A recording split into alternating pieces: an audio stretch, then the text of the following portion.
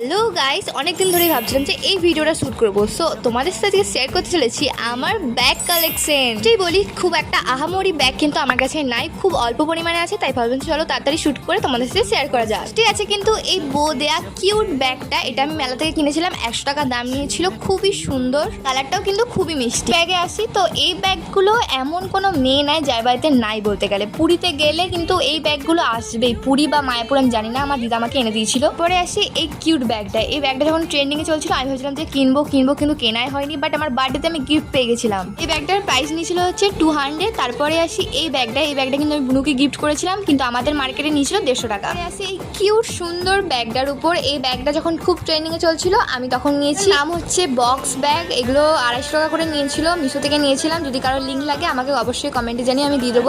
এই ব্যাগটার উপরে আসি, এই ব্যাগটা হচ্ছে আমি গিফটে পেয়েছিলাম। খুব সুন্দর ব্যাগটা, ভাই ফোটার সময় আমি গিফটে পেয়েছিলাম। দাম হচ্ছে 200। সো এটাই হচ্ছে আমার ব্যাগ কালেকশন। তো কেমন লাগলো ভিডিওটা অবশ্যই কমেন্টে জানিও। সো আমি অ্যাকচুয়ালি বাই।